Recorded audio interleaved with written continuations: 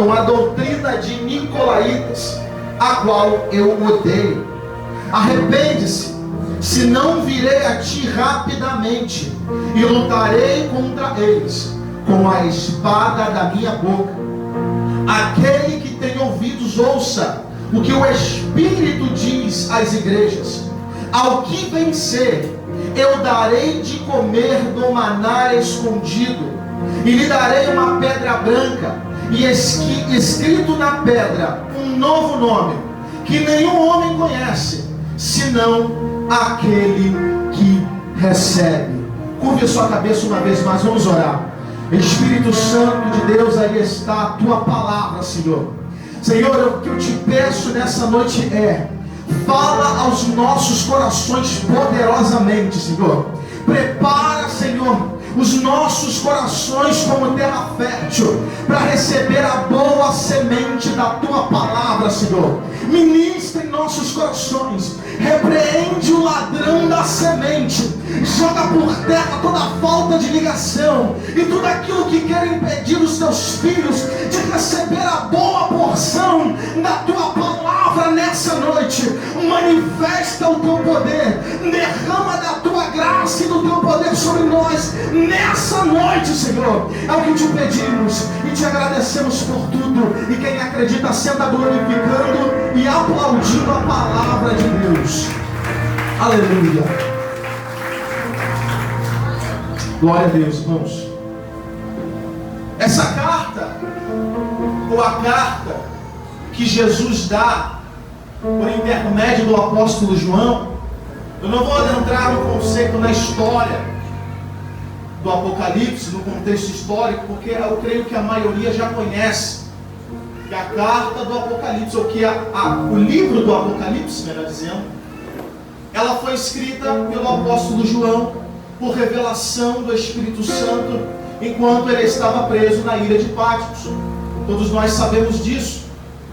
Ao que no começo dessa revelação do livro, o Senhor Jesus ordena que João escreva 7 cartas a 7 igrejas espalhadas por toda a Ásia Menor. E quando nós chegamos na carta de Pérgamo, que é a segunda carta, se não me falha a memória, terceira, segunda carta, terceira,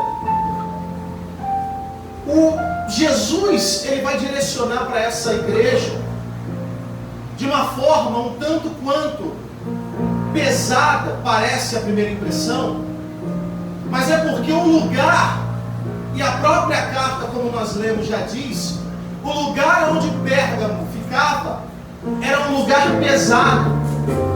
O lugar onde Pérgamo, a cidade de Pérgamo, o lugar onde ficava a igreja de Pérgamo, era um lugar pesado.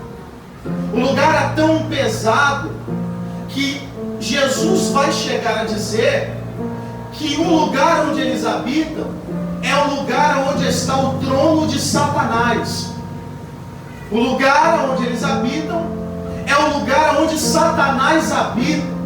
Pérgamo era uma cidade muito importante, era uma das capitais da província da Ásia Menor, era uma cidade muito populosa, e o culto pagão nessa cidade era tão grande, mas tão grande que beirava o ridículo. O culto nessa cidade pagão não era diferente em outros lugares, mas em Pérgamo tem uma particularidade a mais, é que eles vão extrapolar o paganismo, ao ponto que essa cidade foi a primeira cidade a prestar culto ao imperador vivo. Até então, já tinham se prestado cultos a imperadores que tinham morrido, e culto a outros deuses. Porém, Pérgamo vai extrapolar o limite do paganismo, instaurando culto ao imperador vivo, ao imperador ainda em vida. E Pérgamo vai adorar o imperador que ainda está vivo, como se ele fosse Deus. Pérgamo também é um dos lugares aonde vai possuir o maior altar a Zeus. Zeus era conhecido na antiguidade como o deus dos deuses da mitologia grega. No alto do cume de Pérgamo havia um altar gigantesco em homenagem ao Deus ou a Zeus. E outro templo também na cidade de Pérgamo, gigante, estava em honra ao deus Esculápio, o chamado deus da medicina, ou também o deus serpente, que tinha o poder, segundo a mitologia, de curar os enfermos. Ele era conhecido por ser um deus que tinha um cajado com serpentes envolvendo o cajado, símbolo esse até hoje usado na medicina moderna, símbolo inclusive da OMS, Organização Mundial da Saúde. É o mesmo símbolo do deus Esculápio, o deus serpente.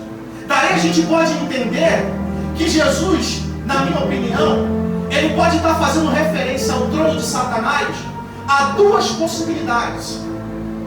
A primeira, quando Jesus fala trono de Satanás, ele pode estar se referindo ao altar a Zeus, porque Zeus é o rei dos deuses. Então o trono de Zeus estava em Pérgamo. Então Jesus pode estar falando trono de Satanás em referência a esse altar em homenagem a Zeus. A outra possibilidade, Satanás habitar naquele lugar, pode também ser referência ao deus Esculápio, ao deus serpente, porque nós sabemos que Satanás é conhecido como a antiga serpente. Ou a terceira possibilidade, que é a que eu penso, é que Jesus na verdade está falando das duas coisas, porque Pérgamo, a igreja de Pérgamo estava cercada por todos os lados. Tinha o altar, o trono, e tinha a serpente, Satanás, trono de Satanás. Você imagina o ambiente dessa cidade, você imagina o ambiente espiritual que essa igreja vivia naquele lugar pesado. E se não bastasse a pressão exterior dos habitantes de Pérgamo com a igreja daquele lugar, a igreja de Pérgamo ainda tinha que lidar com questões doutrinárias internas, com falsas doutrinas se levantando no meio da igreja. Ou seja, olha a pressão que essa igreja espiritualmente está sofrendo. É pressão de fora e é pressão de dentro. É pressão do lado de fora, com os pagãos querendo matar os cristãos, e é pressão do lado de dentro, com falsos profetas se levantando com falsas doutrinas. E resumindo, para ser crente em Pérgamo, tinha que ser crente de verdade. Para ser crente em Pérgamo, não podia vacilar de jeito nenhum, porque se piscasse o olho tinha ataque de fora e tinha ataque de dentro. É esse o cenário que Pérgamo está vivendo. Aí Jesus se levanta para escrever essa carta e dizer para a igreja de Pérgamo: olha, eu sei aonde vocês habitam.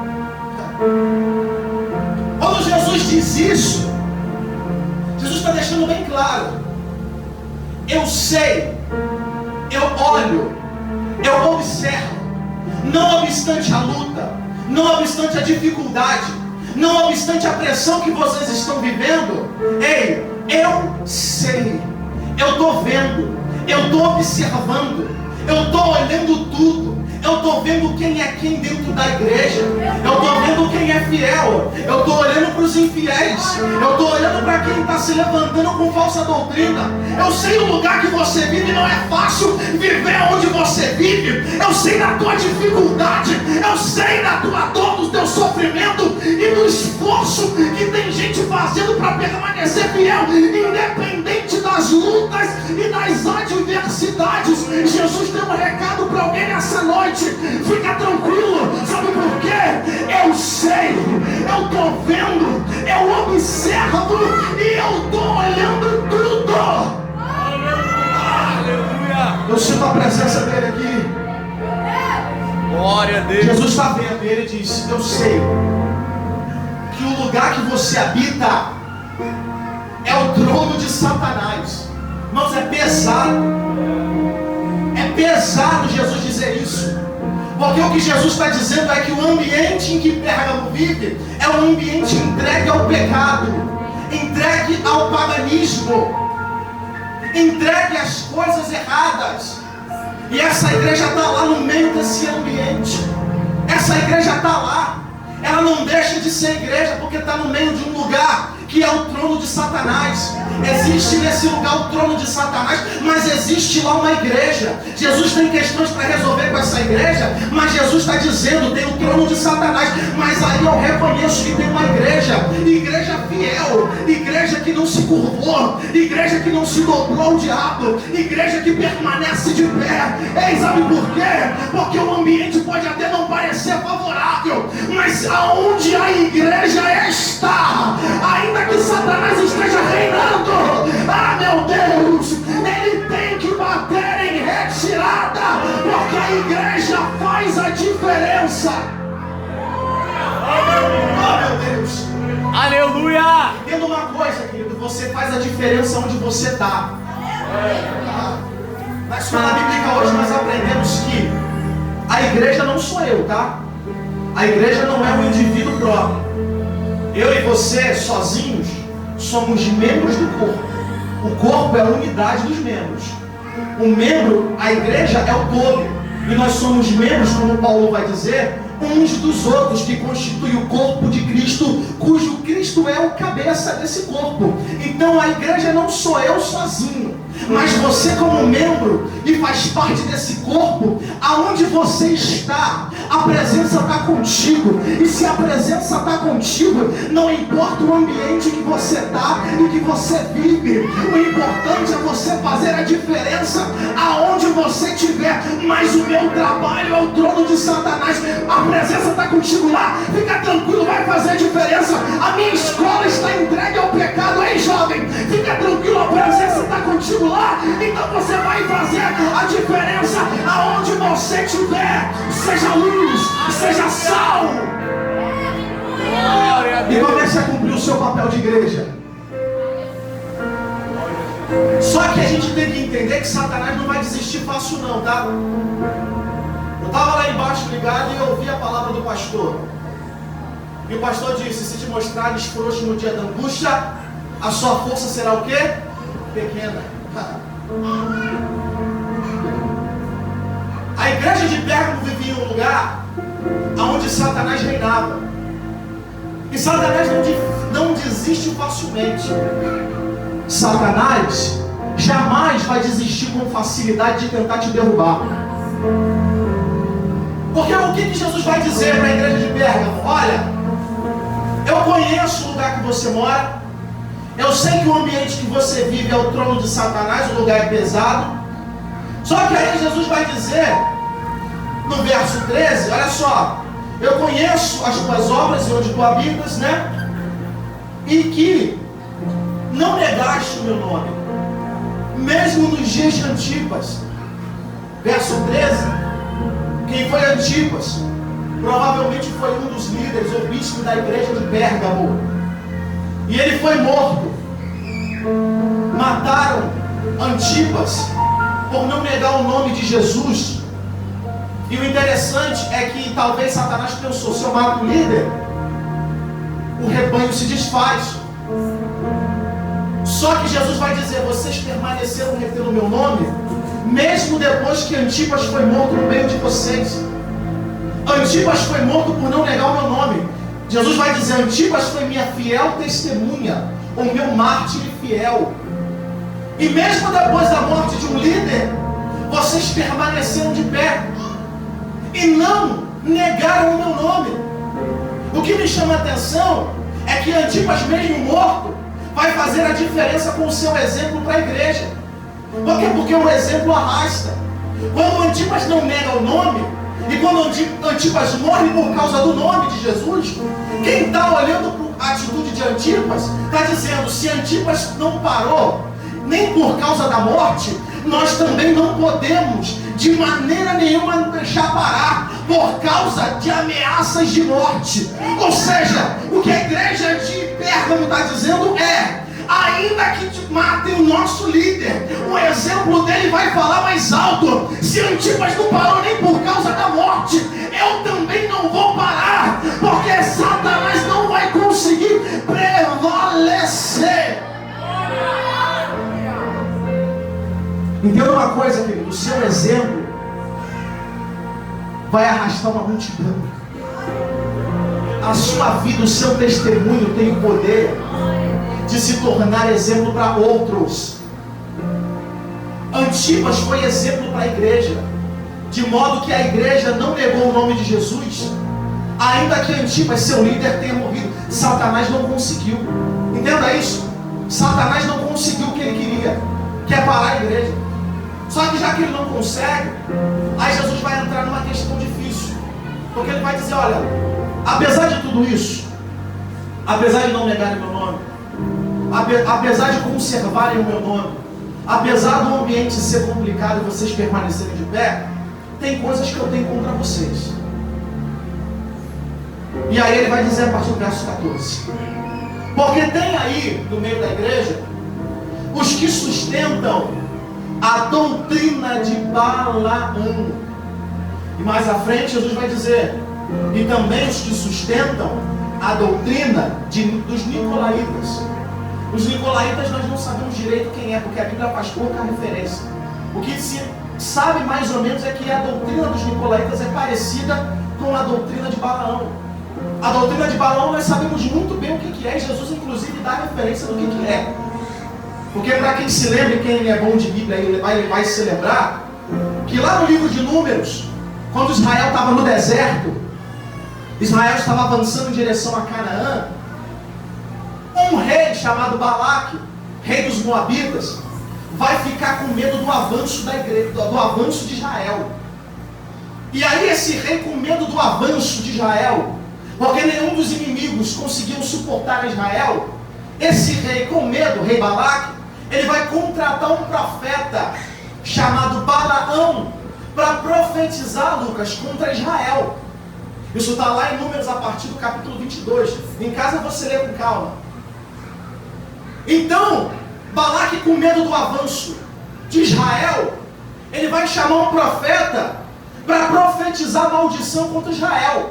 Porque na cabeça dele se eu amaldiçoar esse povo vai parar de ser vitorioso. E a guerra não vai chegar até mim e eu não serei derrotado.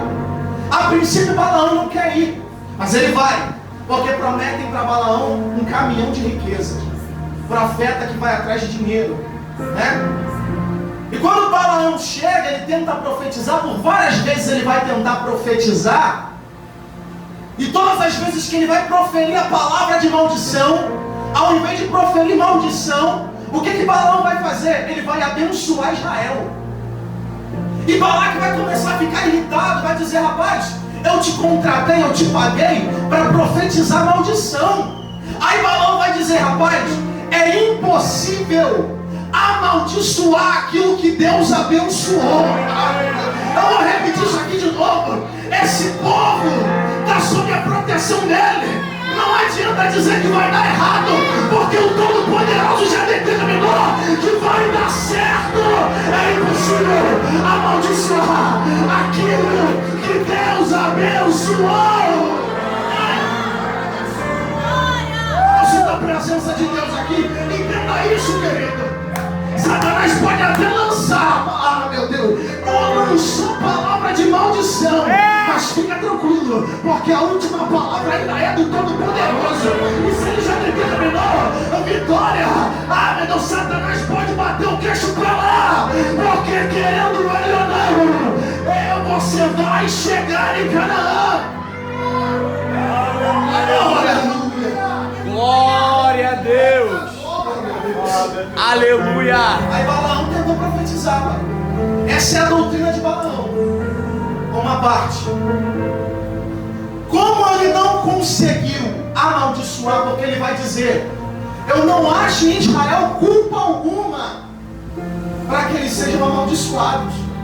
Em outras palavras, Israel está andando certinho na presença e está seguindo conforme aquilo que Deus ordenou que eles seguissem. Então não tem como eu dar uma palavra contrária. Por quê? Porque Deus está com eles, e eles, por sua parte, estão fazendo o que eles têm que fazer, que é obedecer. Só que, como eu já disse, Satanás não desiste facilmente. Satanás, ele não vai desistir com facilidade da sua vida. Entenda isso. O que Balaão vai fazer? ele propõe para Balaque ter uma ideia. Já que não dá para lutar contra eles, vamos nos infiltrar no meio deles. Vamos levar umas mulheres prostitutas que serviam a deuses para entrar no meio do arraial. Quando essas mulheres entrarem no arraial dos israelitas e os homens de Israel verem essas mulheres tão formosas dançando e seduzindo eles não vão suportar. Vão cair em pecado, vão participar da idolatria, vão fornicar com essas mulheres, e aí o Deus deles vai abandonar eles. E é isso que ele faz. Ele introduz no meio do arraial de Israel mulheres. Alguns caem com essas mulheres. E se não fosse por um sacerdote chamado Finéias, que foi usado por Deus para se levantar e matar uma das prostitutas e parar com a idolatria, Israel teria perecido. Porque tem sempre um corajoso para se levantar no meio de uma geração que cai. Ou sempre vai permanecer, ou sempre vai levantar alguém fiel no meio de um monte de geração infiel. Então fica tranquilo, Deus não perdeu o controle não. Alguém pode dizer, a igreja está igual ao mundo. Fica tranquilo, irmãos, a igreja verdadeira continua de pé. Satanás até pode lançar maldição contra a igreja e dizer, a igreja está caída não. A igreja fiel, a noiva de Cristo verdadeira, essa continua de pé. A igreja militante, a igreja viva, essa está de pé e preparada para o dia do arrebatamento. Fica tranquilo, Jesus não perdeu o controle não. Oh meu Deus. Aleluia. Então essa é a doutrina de Balaão. E é isso que estava acontecendo dentro da igreja de Pérgamo, voltando para Pérgamo. O que é a doutrina de Balaão? Você aprendeu? Tinha pessoas infiltradas no meio da igreja, ensinando a igreja, ou alguns da igreja, a participarem da idolatria e da fornicação aos ídolos. O peso no mundo espiritual é mais ou menos o seguinte: não tem nada a ver não. Tranquilo, pô. Você aí comeu um negocinho lá que foi sacrificado aos ídolos? Tranquilo, pô. Você se deitar com uma mulher? Tranquilo, pode ficar tranquilo. Deus não vai te condenar por isso. É alguém querendo trazer o mundo para dentro da igreja e dizer, pode ficar tranquilo, que o que é importante é que Deus é amor. Pode vir do jeito que está e permanecer do jeito que está. Sabe por quê? Porque no final das contas Deus é amor. Deus te ama. Deus vai te aceitar do jeito que você está. Ah, mas eu comi uma comidazinha aqui dada aos ídolos. Eu participei de um ambiente que não era para estar. Fica tranquilo. E Jesus não está preocupado com isso não. O importante é você continuar na presença dele, o amor. Deus é amor. Essa é a doutrina de Balaão entrando no meio da igreja. Está repreendido Satanás. Porque o mundo não vai entrar no meio do povo de Deus. Aleluia.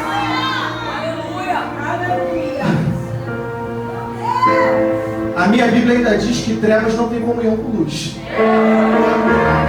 E entenda isso. Ser luz, você pode até estar no meio deles, mas a luz ela brilha. Eu aprendi isso aqui com um pastor. Ele infelizmente já faleceu, já partiu para a glória. Homem de Deus. E ele uma vez pregando, e eu ficava fascinado com as pregações dele. Pastor Paulo Sérgio. Uma vez ele disse numa das pregações dele, você sabe qual é uma das propriedades da luz? A luz ela tem a capacidade de iluminar um ambiente totalmente sujo e não se contaminar. Você não vai ver a sujeira entrando na luz, não tem como. Mas a luz ainda assim continua iluminando o esgoto. Pega uma lanterna e joga dentro de um ambiente escuro e sujo. A luz vai trazer, a luz vai iluminar, vai cumprir o seu papel e não vai se contaminar. O problema não é evangelizar, o problema é querer participar para dizer que está evangelizando. O problema é sentar na roda dos escarnecedores e dizer eu só estou evangelizando. O problema é ir para um barzinho ouvir uma musicazinha, um pagodezinho ao vivo e dizer eu só estou evangelizando. Toma vergonha na cara, rapaz, e para de dar desculpa pro teu pecado, porque a igreja não vai se contaminar com o mundo. Seja luz, mas sem se contaminar. Seja luz, mas não se contamina. Seja sal lá na tua escola, no teu trabalho, ambiente onde está o trono de Satanás, mas não se contamina com o ambiente. É você que vai fazer o ambiente e não o ambiente que vai fazer você.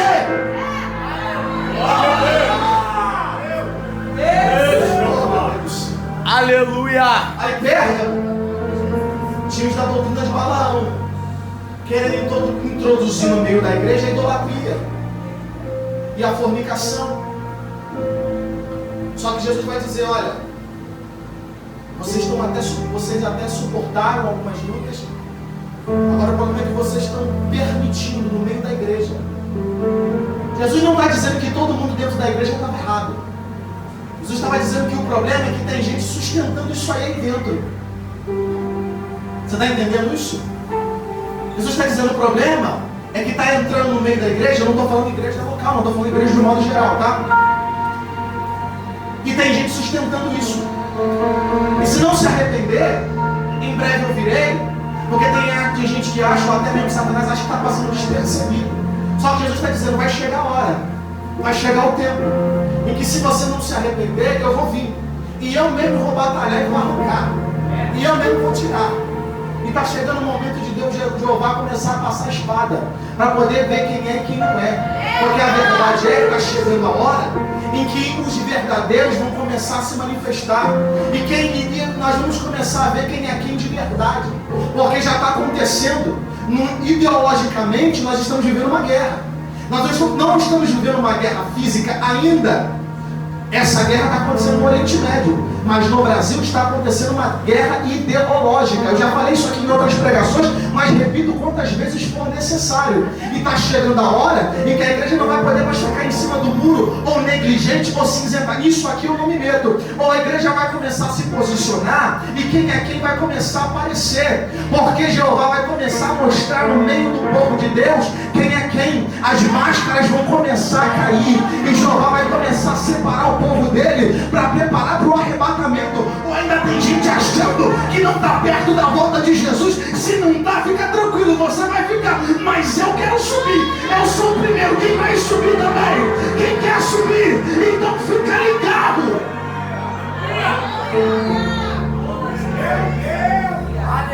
Entenda uma coisa: Jesus não está voltando, Jesus voltará. Jesus voltará. Voltando é um ato contínuo, que Jesus está vindo. Não. Quando ele vier, vai ser Então Jesus voltará e está próximo, tá? Está muito próximo. Para quem ainda é incrédulo ou não acredita, que essa mensagem sirva de despertamento, porque Jesus está voltando. E aí Jesus começou, já vamos terminar. E aí Jesus diz o seguinte: olha, ao que vencer, ao que não se deixar levar pelo mundo, nem pela pressão exterior e nem pela pressão interior, ao que permanecer fiel independente de tudo, ao que vencer, ao que chegar ileso no final, ao que permanecer até o fim. Jesus faz duas promessas aqui nessa igreja. A primeira é, vamos lá, verso de número 17. E aqui eu parto para o final para encerrar. Aquele que tem ouvidos, ouça o que o Espírito diz às igrejas. Entenda que ouvir aqui não é escutar.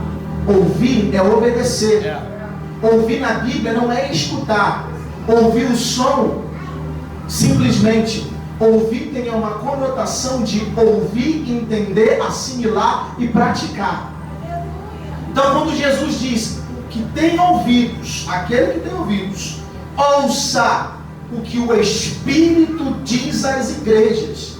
Então, Jesus está dizendo: ouça, entenda e pratica.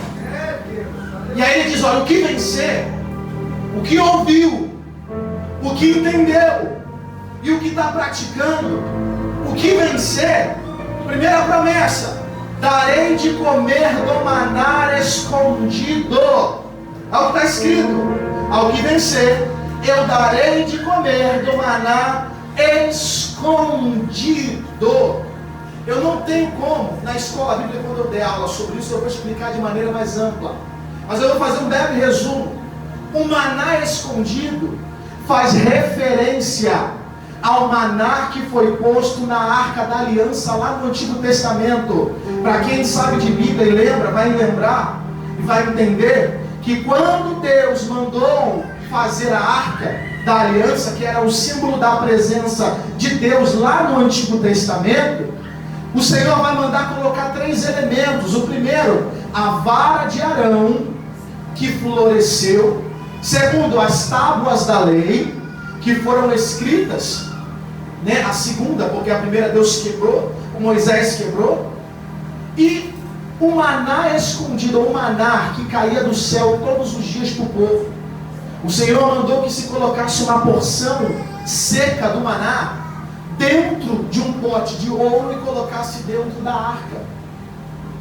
Lembra que o maná, ele não poderia ser colhido numa grande quantidade, e sim somente o que era necessário para o dia, a não ser na sexta, que eu deveria colher uma porção dobrada, para que eu comesse na sexta e comesse no sábado.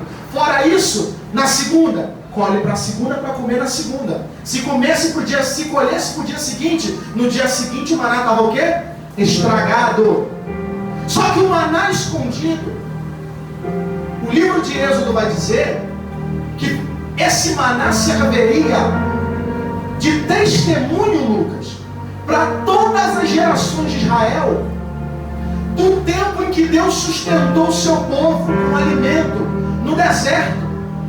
Então aquele maná que foi colocado dentro da Arca da Aliança, em teoria, ele não estraga, porque se serve de testemunho por toda a eternidade, como é que vai servir de testemunho uma coisa que perece, que estraga? Aquele maná não estraga. O maná escondido era aquele maná lançado ou colocado na Arca da Aliança, que serviria de testemunho. Mas como é que também, Lucas, uma coisa vai servir de testemunho se ninguém nem podia sequer olhar direito para a Arca da Aliança, quanto mais ver o conteúdo dentro da arca? Como que eu vou ver ou ter testemunho de uma coisa que eu nem posso olhar?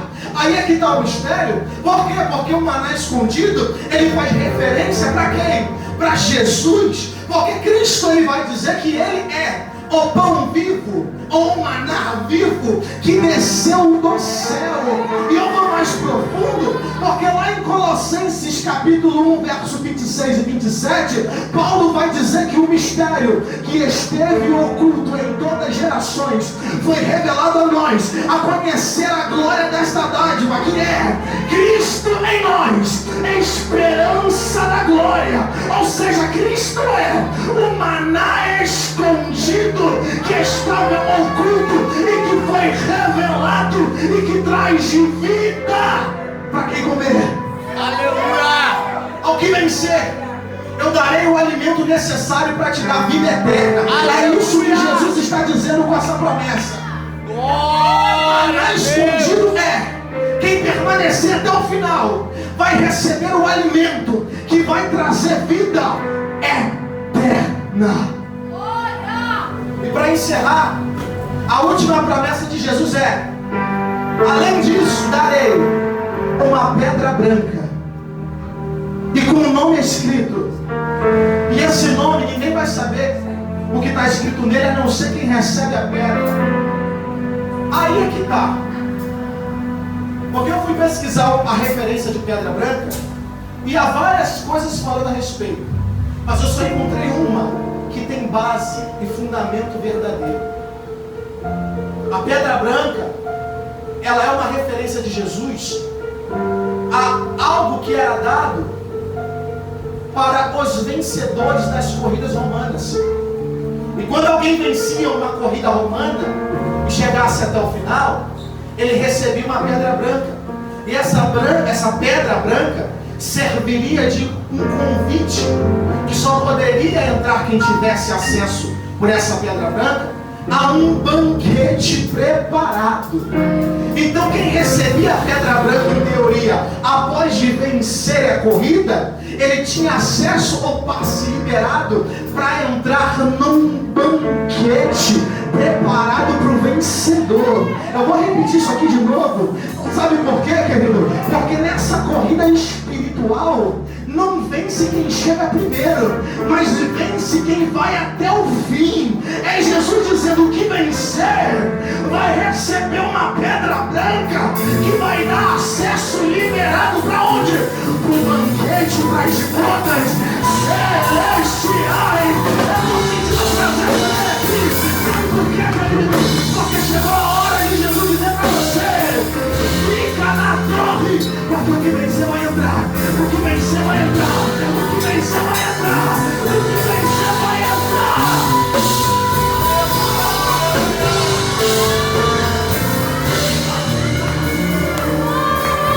É por isso que Satanás não quer que você vá até o fim.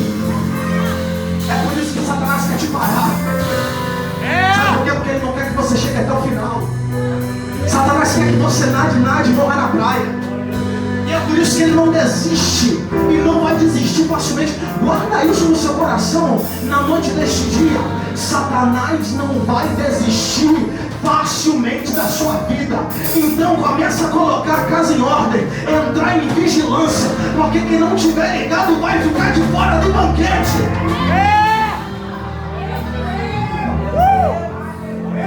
Jesus na tentação do deserto. Em Mateus 4 fala que Jesus foi para o deserto ser tentado. Só que em Lucas 4 vai também dizer da tentação do deserto. E eu gosto do relato de Lucas, porque Lucas vai dar um detalhe que Mateus não dá. É que após a tentação, a Bíblia vai dizer assim, ó: e apartou-se dele Satanás até um momento oportuno. Ou seja, Satanás foi, mas a ideia é: eu vou voltar para tentar de novo. Eu vou ir, mas eu vou voltar para tentar de novo. A Bíblia vai dizer que quando expulsa-se um demônio, o demônio vaga por lugares áridos. E quando volta, encontra a casa limpinha, ele volta. E encontra a casa limpinha, ele traz mais 7 consigo. E o último estágio se torna pior do que o primeiro. Isso mostra que o nosso inimigo jamais vai parar de tentar até ele voltar. E tem gente brincando. E tem gente achando que evangelho é brincadeira, que mundo espiritual não existe. Eu não vim aqui para você pular da rajada de glória. Eu vim aqui para te fazer entender que Jesus Cristo está voltando. E se você não ficar ligado e deixar o mundo entrar através da sua vida, vai ficar de fora do banquete, porque o rei está às portas e ele está voltando para buscar a noiva. Prepara-te, Israel, para encontrares com o Senhor teu Deus. Fica de pé, querido. Fica de pé.